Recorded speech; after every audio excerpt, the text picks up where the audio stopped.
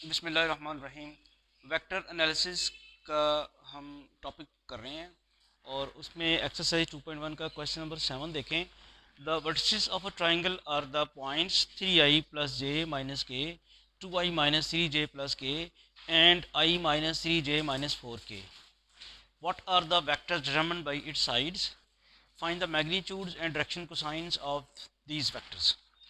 तो हमें जो 3 वेक्टर्स दिए हुए हैं वो ट्राइंगल की 3 वर्टिसेस हैं, ए बी सी के जो पॉइंट्स हैं उनके पोजीशन वेक्टर्स हैं। हमने ट्राइंगल की साइड्स फाइंड करनी है इन टर्म्स ऑफ वेक्टर्स, और फिर उनकी मैग्नीट्यूड्स, और फिर डायरेक्शन कोसाइंस। तो सपोज करते हैं कि ये जो वेक्टर्स हैं ये let a b c be the vertices. कौन कौन सी हैं? 3i plus j minus k, 2i minus 3j plus k and i minus 3j minus 4k respectively. जो ये 3 वेक्टर्स थे जो ट्रायंगल की वर्टिसेस थी उनको हमने ए बी सी सपोज कर लिया। अब साइड जो हैं वो ज़रा बताएं। Then sides of triangle ji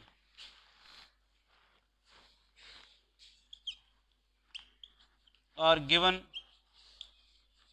bye the vectors. जी एक आ जाएगा ए बी, ये साइड ए बी के लॉन्ग पोजीशन वेक्टर होगा। इसे आप क्या कहेंगे? O B minus O A. Basically O B जो है हमारे पास वो ये है, i minus 3j minus 4k। नहीं, ये तो सी था ना, ये तो वेक्टर सी था। ओ बी जो है बी का पोजीशन वेक्टर वो ये है, 2i माइनस 3j प्लस के, और ए क्या है? 3i प्लस जे माइनस के। ओ बी माइनस ओ ए, ये क्या बन जाएगा? 2i माइनस 3j प्लस के minus 3i minus j plus के। 2i माइनस 3i क्या बनता है? माइनस आई, माइनस 3j और माइनस 3j माइनस 6j, और k प्लस के।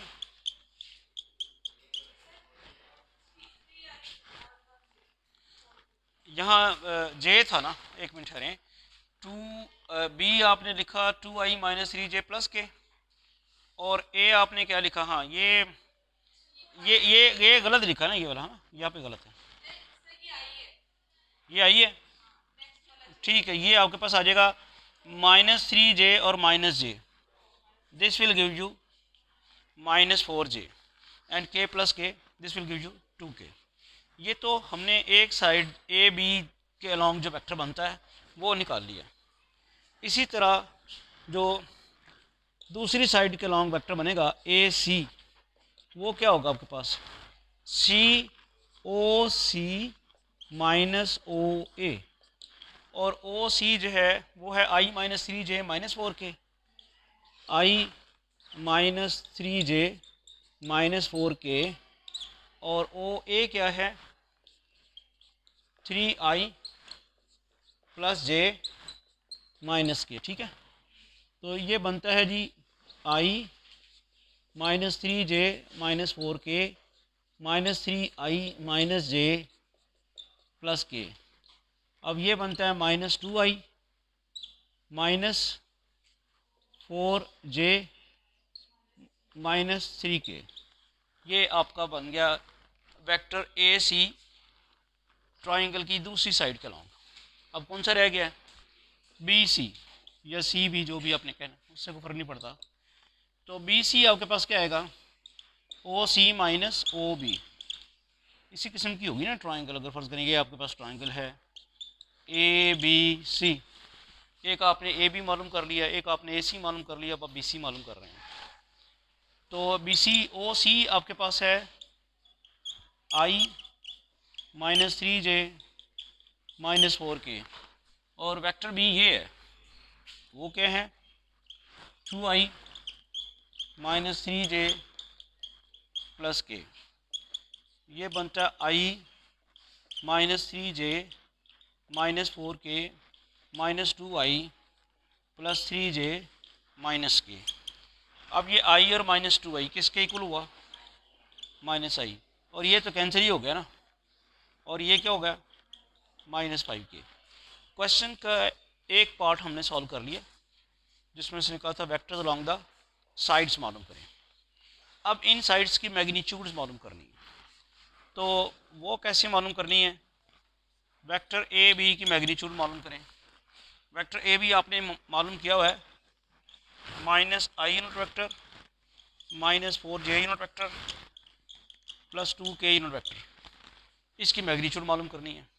मैग्नीट्यूड मालूम करने का क्या तरीका है कि आई जे के की जो कंपोनेंट्स हैं उनका स्क्वायर करके ऐड करके अंडर रूट लेते हैं। क्या बनेगा, minus 1 square plus minus 4 square and plus 2 square, ये बना 1 plus 16 plus 4।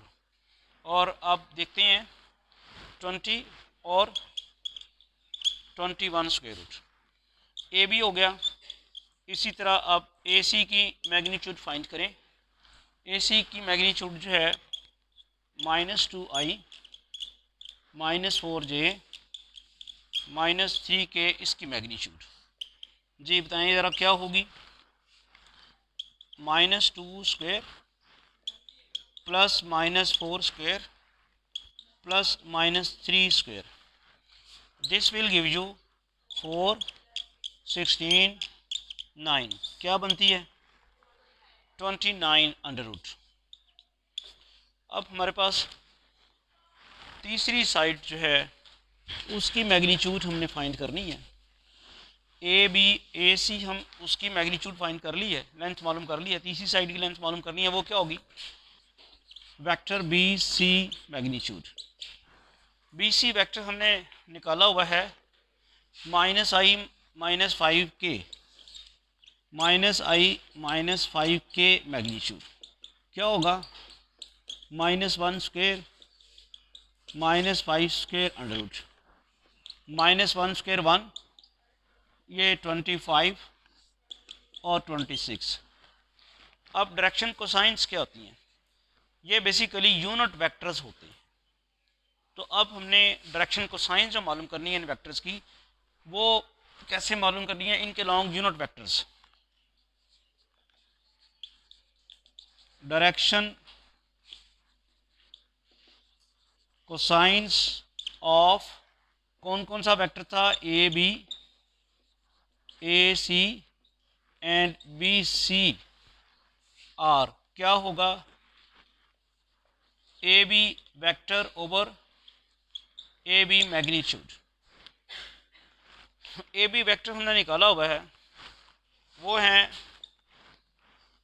Minus i minus 4j plus 2k, और इसकी मैग्नीट्यूड क्या थी 21 अंडर रूट। इसको आप ऐसे लिख सकते हैं minus 1 over 21 under root i unit vector minus 4 over 21 under root j unit vector और plus 2 over 21 under root k unit vector. ये आपने लिख लिया। ये हमने मालूम की है ए बी की डायरेक्शन कोसाइंस। अब हमने डायरेक्शन कोसाइंस मालूम करनी है ए सी की। तो ए सी के अलॉन्ग यूनिट वेक्टर क्या होगा, vector A C divided by its magnitude. A C हमारे पास है minus 2i minus 4j minus 3k और इसकी मैग्नीट्यूड जो थी √29। ये ए सी की है ना। अच्छा, तो ये आ जाता है -2/29 under unit vector -4/√29 j unit vector -3/√29 k unit vector. Finally b c की डायरेक्शन को साइंस क्या होगी? Vector b c over its magnitude.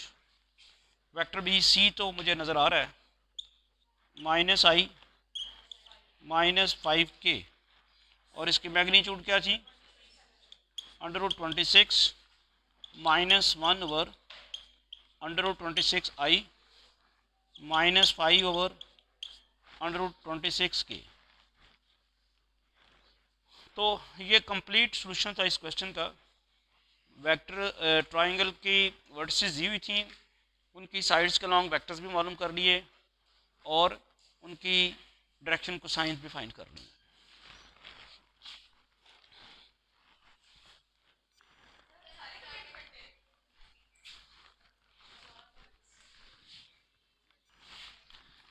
अच्छा, अब क्वेश्चन नंबर 8 है, if a magnitude is equal to b magnitude is equal to A minus B magnitude, find the angle between a and b. अब थोड़ी सी strategy आपसे मैं पूछता हूँ कि आपके जहन में सवाल को देखते हुए क्या आता है। दो चीज़ें हैं क्वेश्चन में, एक तो आपको इन्फॉर्मेशन दी हुई है और फिर उस इन्फॉर्मेशन की बेस के ऊपर आपसे कुछ मांगा हुआ है कि ये प्रूव करें। इन्फॉर्मेशन ये दी हुई है कि ऐसे वेक्टर्स हैं जिनकी मैग्नीट्यूड्स आपस में इक्वल हैं और उनके डिफरेंस की मैग्नीट्यूड भी उनके इक्वल है। ए मैग्नीट्यूड, बी मैग्नीट्यूड और ए माइनस बी मैग्नीट्यूड सारे के सारे इक्वल है। ये तो इन्फॉर्मेशन आपको दे दी उसने। अब आपने इस इन्फॉर्मेशन को यूज़ करते हुए angle between a and b मालूम करना है। क्या आपके जहन में स्ट्रेटजी है? सवाल आप स्टार्ट कैसे करेंगे इसको? जी, थोड़ा सा कोई जहन में आए। ए माइनस बी का, अच्छा नहीं ठीक है, आपने आपका कोई आंसर आप बता रही हैं लेकिन प्रॉपरली जवाब नहीं है इसका। आप बता सही रही हैं, हाँ ये ठीक है आंसर कि आप अब किसकी मैग्नीट्यूड का स्क्वायर लेके डॉट प्रोडक्ट लूँ? ए माइनस बी का, ठीक है। उससे पहले आप ये सपोज कर लें, let theta be the angle between a and b, ठीक है। ये आप चूँकि जो आपने एंगल मालूम करना है वो आपने थीटा सपोज कर लिया। और अभी जो ये बात कर रही थी, नेक्स्ट हम कंसिडर करते हैं ए माइनस बी डॉट। ये आपको कैसे पता चला था कि हमने ये करना है, ज़रा बताएंगी आप? क्वेश्चन की स्टेटमेंट में कौन सी ऐसी बात थी जिससे आपको ये पता चल गया कि ये करना है? जरी बात है, जो आपने गेस किया है कि यहाँ से हमने स्टार्ट लेना है, वो क्वेश्चन की स्टेटमेंट से ही किया ना। तो क्वेश्चन की स्टेटमेंट में, इस स्टेटमेंट में कोई इंफॉर्मेशन ऐसी थी जो आपने यहाँ से स्टार्ट लिया थी? ए माइनस बी मैग्नीट्यूड प्रेजेंट है यहाँ पे, इससे पता चला कि यहाँ से स्टार्ट लेंगे हम। वैसे तो ए मैग्नीट्यूड भी पड़ा है, बी मैग्नीट्यूड भी पड़ा है, ठीक है। तो यहाँ से आप स्टार्ट लेते हैं, ये क्या बनता है? ए माइनस बी मैग्नीट्यूड स्क्वायर, ठीक है। और हम इसको ऐसे भी लिख सकते हैं, A minus B magnitude square is equal to A minus B dot A minus B. अब डॉट प्रोडक्ट लेने लगे हैं, पहले आपकी डॉट प्रोडक्ट आ गई ए डॉट ए, फिर ए की डॉट प्रोडक्ट इसके साथ माइनस ए डॉट बी, फिर बी की ए के साथ माइनस बी डॉट ए, फिर बी की बी के साथ क्या बन जाएगा? Plus b dot b. समझ आ गई सबको? ये बना ए डॉट ए तो बन गया ए मैग्नीट्यूड स्क्वायर, और डॉट प्रोडक्ट जो है कम्यूटेटिव होती है, उसको ए डॉट बी को बी डॉट ए कर सकते हैं। ये माइनस ए डॉट बी, ये भी माइनस ए डॉट बी हो गया, और ये क्या बनता है, b magnitude square. B dot b हो गया बी मैग्नीट्यूड स्क्वायर, ये बन गया ए मैग्नीट्यूड स्क्वायर और minus 2a dot B plus b magnitude square, उसके बाद ए मैग्नीट्यूड स्क्वायर। ये 2a डॉट बी किसके बराबर आएगा, ए मैग्नीट्यूड बी मैग्नीट्यूड, और मैंने पहले से अज्यूम कर लिया हुआ है इनके दरमियान एंगल जो है वो थीटा, तो ये आ गया cos theta plus b magnitude square. Clear, ठीक है। अच्छा, अब जो इन्फॉर्मेशन दी हुई है उसने सारी की सारी मैग्नीट्यूड्स बराबर रखी हुई हैं, तो हम यानी बी मैग्नीट्यूड की जगह भी ए मैग्नीट्यूड लगा देंगे और ए माइनस बी मैग्नीट्यूड की जगह भी ए मैग्नीट्यूड लगा देंगे। तो मैं वही अब करने लगा। लेफ्ट हैंड साइड पे मेरे पास है, क्या है जी, मेरे पास A minus B magnitude square, उसकी जगह मैं लगाने लगा हूँ A magnitude square. Right hand side पे क्या है, A magnitude square as it is, फिर माइनस 2a मैग्नीट्यूड, और बी मैग्नीट्यूड की जगह भी, ये जो बी मैग्नीट्यूड है इसकी जगह मैंने ए मैग्नीट्यूड लगा दी, साथ ही साथ कॉस थीटा, और फिर यहाँ भी ए मैग्नीट्यूड स्क्वायर। और रीज़न क्या है कि बी मैग्नीट्यूड इक्वल है ए मैग्नीट्यूड के, और ए माइनस बी मैग्नीट्यूड बी ए मैग्नीट्यूड के इक्वल है बाय द गिवन इंफॉर्मेशन।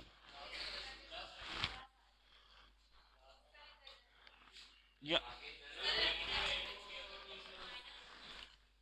ठीक है, अब आप इसकी सिंप्लीफिकेशन करते हैं, ये तो कैंसिल हो जाता है और इधर क्या आ जाता है, इसको अगर उठा के इधर लें वो बनता है 2a magnitude square cos theta, और माइनस उसको उधर ही रहने देना ए मैग्नीट्यूड स्क्वायर। ये समझ आई बात, ए मैग्नीट्यूड क्या बन गया, ए मैग्नीट्यूड स्क्वायर, इसको उठा के लेफ्ट हैंड साइड पे ले आए सारी टर्म को, और राइट हैंड साइड पे वो अपना ए मैग्नीट्यूड स्क्वायर रह गया।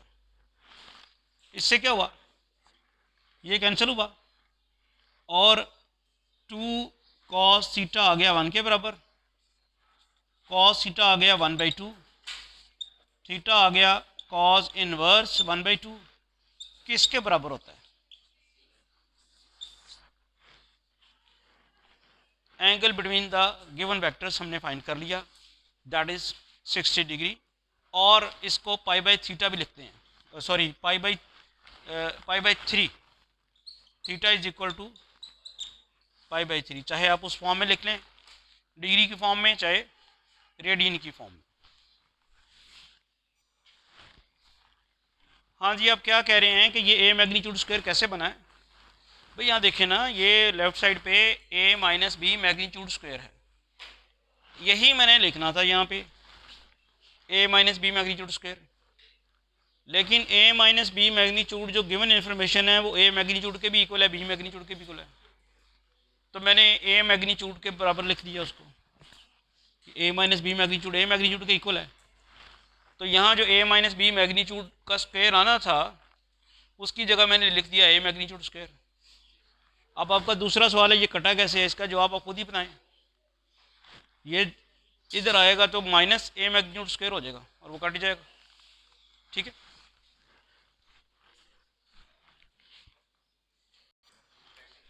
जी नेक्स्ट क्वेश्चन नंबर 9 है, let a and b be unit vectors and theta be the angle between a and b, show that sine theta by 2 is equal to 1/2 b minus A magnitude. Punjab university में BS math में 2015 में ये question paper पूछा गया, question paper में आया था सवाल। इसी तरह बीए बीएससी के 2013 के क्वेश्चन पेपर में भी ये सवाल आया हुआ है, इसके अलावा भी किसी और जगह भी आया होगा। तो सॉल्यूशन में आपको गैस फिर मिल रहा होगा बी माइनस ए मैग्नीट्यूड जहाँ पे है, तो आप इसको क्या लिखेंगे, बी माइनस ए मैग्नीट्यूड स्क्वायर किसके बराबर होगी? B minus A dot B minus A. अब इसकी अगर हम डॉट प्रोडक्ट लें, B dot B minus B dot A minus A dot B plus A dot A, ये तो डॉट प्रोडक्ट ले लिया आपने। इसके बाद क्या बना? बी मैग्नीट्यूड स्क्वायर, इसे हम लिख सकते हैं माइनस ए डॉट बी, इसे भी माइनस ए डॉट बी, और ये क्या बना? ए मैग्नीट्यूड स्क्वायर। बी का बारे में आपको बता दिया गया है कि यूनिट वेक्टर है, यूनिट वेक्टर की मैग्नीट्यूड 1 होती है, तो 1 स्क्वायर। यहाँ क्या लिखेंगे आप? A magnitude B magnitude cos theta. अगर आप एक स्टेप और स्किप मैंने कर दिया, कैसे भला? माइनस ए डॉट बी, माइनस ए डॉट बी क्या बन जाएगा? माइनस 2a डॉट बी, वो लिख ही लेते हैं, बाद में बच्चों को कुछ इशू होते हैं। तो ये आ गया जी 1 square minus 2a dot b, और यहाँ भी चूँकि ए मैग्नीट्यूड जो ए भी यूनिट वेक्टर है उसकी मैग्नीट्यूड भी 1 होगी। ये 1 स्क्वायर 1 हुआ minus 2 A magnitude B magnitude cos theta plus 1, ये 1 और ये 1 मिलके क्या बनता है? 2। यहाँ भी वही सिनेरियो है, A magnitude 1 B magnitude 1 cos theta, ठीक है। अब ये अभी तक आपके पास जो लेफ्ट हैंड साइड है वो है बी माइनस ए मैग्नीट्यूड स्क्वायर, ये आ गया 2 कॉमन ले लें आप, 1 माइनस कॉस थीटा। तो 1 माइनस कॉस थीटा किसके बराबर होता है? 2 sine square theta by 2, this will be 4 sine square theta by 2, and keep in mind this is equal to b minus a magnitude square. Now if we take square root on both sides, we will get the result b minus a magnitude is equal to 2 sin theta by 2। और हमने साबित क्या करना था? इसको आप ले सकते हैं 1/2 b magnitude minus a magnitude is equal to sine theta by 2, और sine theta by 2 is equal to 1/2। ये जो आपकी प्रेजेंटेशन है क्वेश्चन को सॉल्व करने की, उस बड़ी इंपॉर्टेंट है। यहाँ हमारे पास तो बोर्ड है ना, तो हम कोई उसका ख्याल नहीं करते, लिखते जाते हैं और स्पेस कम हो जाए तो उसे रब कर देते हैं। अब आपको पता है कि बोर्ड के एग्ज़ाम्स में भी और यूनिवर्सिटी के एग्ज़ाम्स में भी आपको एक्स्ट्रा शीट्स नहीं मिलती, तो जो शीट्स वो प्रोवाइड करते हैं उसी स्पेस के ऊपर आपने क्वेश्चन सॉल्व करने थे। इसलिए अननेसेसरी स्पेस आप ज़ाया ना किया करें और प्लानिंग कर लिया करें कि किस तरह आपने क्वेश्चन सॉल्व करना है।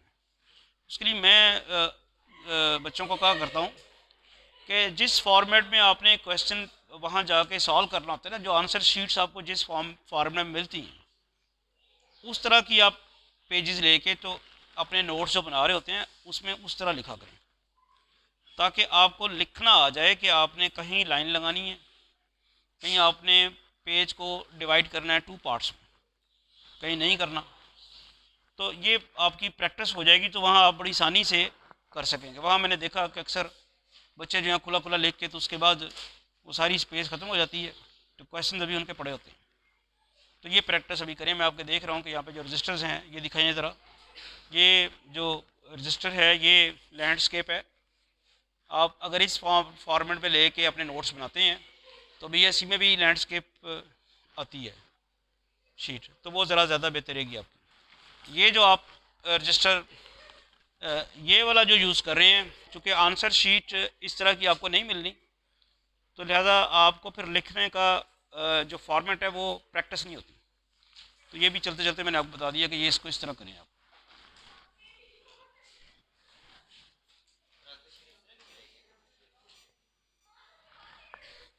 अब ये बात तो आपको पता होनी चाहिए कि मैथमेटिक्स में स्पेस इम्पॉर्टेंट नहीं होती कि आपने नंबर ऑफ़ शीट्स कितनी लगाई हैं, आपने कितने सफ़े भरे हैं। तो आपके जो स्टेप्स हैं, जो आपने ज़रूरी स्टेप्स क्वेश्चन को सॉल्व करने के लिए करने थे, वो अगर कम स्पेस में भी आपने कर लिए हैं तो मार्क्स पूरे मिल जाएंगे। और अगर आपने उसके लिए 2-3 सफ़े एक्स्ट्रा लगा दिए तो मार्क्स तो उतने ही मिलने हैं। इसलिए अपनी स्पेस को डिवाइड करना सीखें। पेज स्पेस जो है उसको डिवाइड सिर्फ है कि आपके क्वेश्चन का कोई स्टेप मिस नहीं होना चाहिए और एग्ज़ामिनर को पढ़ते वक्त तकलीफ़ नहीं होनी चाहिए। ये मैं लफ्ज़ इस्तेमाल कर रहा हूँ, तकलीफ़। अगर आपने ऐसा प्रेजेंट किया हुआ है जो कि समझ नहीं आ रहा और एग्ज़ामिनर को पढ़ते वक्त तकलीफ़ हो रही है, तो फिर वो आपको भी तकलीफ़ पहुँचाएगा। आपको कैसे तकलीफ़ पहुँचाएगा? मार्क्स नहीं देगा उसे, नहीं उसको तो बड़ी जल्दी पेपर मार्क करने होते हैं, पैसे थोड़े से तो पैसे होते हैं पेपर मार्किंग के। तो ये है कि अब आप मुझे भी कभी इत्तेफाक हुआ पेपर मार्क करने का, तो होता क्या है, आपकी प्रेजेंटेशन इस तरह की होती है कि आपके क्वेश्चन को ढूंढ ढूंढ के देखना पड़ता है कि भी कहाँ से जाके इसने ठीक किया हुआ है तो मैं नंबर दूं। तो ऐसा कौन करे भाई, एक ही सवाल तो नहीं चेक करना। अगर ऐसी प्रेजेंटेशन हो आपकी कि वहाँ तलाश करना पड़े कि कहाँ से इसने ठीक किया हुआ है, तो फिर उसका नुकसान तो आपको ही होगा ना। और वो आप जो अच्छी प्रेजेंटेशन सिर्फ एक ही सूरत में कर सकते हैं अगर आप प्रैक्टिस करें। वहाँ होता कि आपने इंटर में देखा मैथमेटिक्स में कि आप सवाल शुरू करते हैं और ख़त्म नहीं होता। क्यों ख़त्म नहीं होता? आप भूल जाते हैं आगे क्या करना था। जो सवाल शुरू करें आप अपनी तरफ से आसान समझ के शुरू करते हैं और वो ख़त्म नहीं होता, फिर अगला शुरू कर लेते हैं, फिर याद आता है, फिर वापस आते हैं। तो इसमें इस जिग जैग में आपकी प्रेजेंटेशन ख़राब हो जाती है। अब वो प्रेजेंटेशन कैसे ठीक होगी? अगर आप यहाँ पे प्रैक्टिस करें, इस वक्त आपके पास टाइम है, जो आप क्वेश्चंस कर रहे हैं उनका कॉन्सेप्ट भी क्लियर करें और उनकी प्रेजेंटेशन भी करें नोट्स बनाते वक्त। फिर जाके आपको पता चलेगा कि वहाँ कैसे सवाल तो शुरू करते ही उसकी स्टेटमेंट पढ़ते ही आपको उसका जो जिस तरह लाया अमल जिसे कहते हैं, कि स्ट्रेटजी जिसे कहते हैं कि किस तरह सॉल्व करना है, वो आपके जहन में आ जानी चाहिए। अगर वो नहीं आती तो फिर प्रॉब्लम होगी। नेक्स्ट क्वेश्चन क्या है? नेक्स्ट क्वेश्चन नंबर 10 है। इसकी मैंने अब पूरी स्टेटमेंट नहीं लिखी, आप बुक से देख लें। क्या है प्रूव करना है कि prove that these are the vertices of a right isosceles triangle. Right से क्या मुराद है? एक तो आपने साबित करना है कि ये राइट एंगल ट्राइंगल है, एक एंगल 90 का है। दूसरा, सोशल ट्राइंगल से क्या मुराद है? दो साइड्स इक्वल हैं। तो हमें फिर वही करना है कि जो ट्राइंगल है इसकी तीनों साइड्स की मैग्नीट्यूड्स फाइंड करनी है, साइड्स मालूम करनी है। यानी 3 साइड्स के अलॉन्ग जो वेक्टर्स हैं उनकी हमने मैग्नीट्यूड्स फाइंड करनी है। तो जल्दी से क्वेश्चन सॉल्व करते हैं। ए बी ज़रा बताइएगा क्या होगा? ओ बी माइनस ओ ए, और मैं इसको वेक्टर में लिखने के बगैर ही 1 1 1 माइनस 1 0 1, ठीक हो गया। ये क्या बना? 1 माइनस 1 0, 1 माइनस 0 1, 1 माइनस 1 0। और अब आप साथ ही साथ ये इस साइड की लेंथ भी फाइंड कर लें। वो क्या हो जाएगी? 0 square plus 1 square plus 0 square under root, और ये आ जाएगा 1 स्क्वायर अंडर रूट, और ये आ जाएगा 1। दूसरी आपने मालूम करनी है ए सी। ए सी किसके बराबर है? ओ सी माइनस ओ ए। ओ सी क्या है? 1 1 0। ओ ए क्या है? 1 0 1। ये बनता है 1 माइनस 1 0, 1 माइनस 0 1, 0 माइनस 1। और इसकी भी साइड लेंथ आप मालूम कर लेते हैं इसकी मैग्नीट्यूड लेके जी, 1 प्लस 1 अंडर रूट, और ये क्या बनता है? Under root 2। फाइनली तीसरी साइड रहेगी हमारे पास, वो है बी सी। बी सी आएगा ओ सी माइनस ओ बी। ओ सी क्या है? 1 1 0 माइनस बी क्या है? 1 1 1 1 1। जी क्या बना? 1 माइनस 1 0, 1 माइनस 1 0, 0 माइनस 1 माइनस 1। और बी सी की मैग्नीट्यूड किसके बराबर आई, वो 0 + 0 + -1 स्क्वायर और ये आ गया 1। ठीक है, तो आइसोसेलेस ट्रायंगल तो साबित हो गई, दो साइड्स की मैग्नीट्यूड सेम आ गई, और अब रह गया राइट एंगल ट्रायंगल साबित करना।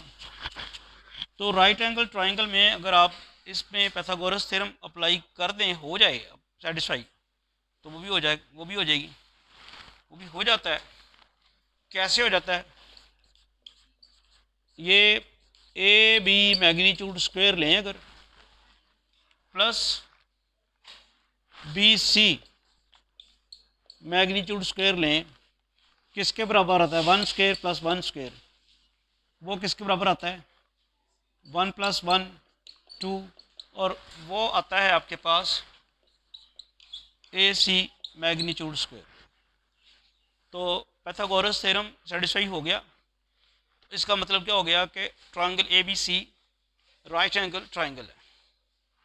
क्लियर होगी बात, दोनों चीज़ें हमने साबित करनी है। राइट आइसोसेलेस ट्रायंगल हमने साबित करनी थी, तो आइसोसेलेस इस तरह हो गई कि दो साइड्स की लेंथ बराबर आ गई, और राइट एंगल ट्रायंगल किस तरह होगी कि पाइथागोरस थ्योरम सेटिस्फाई हो गया। हाँ जी, कितना टाइम रह गया और, ओके, अब इस लेक्चर को यहीं वाइंड अप करते हैं। कल हम इंशाल्लाह नेक्स्ट क्वेश्चन सॉल्व करेंगे। Thank you.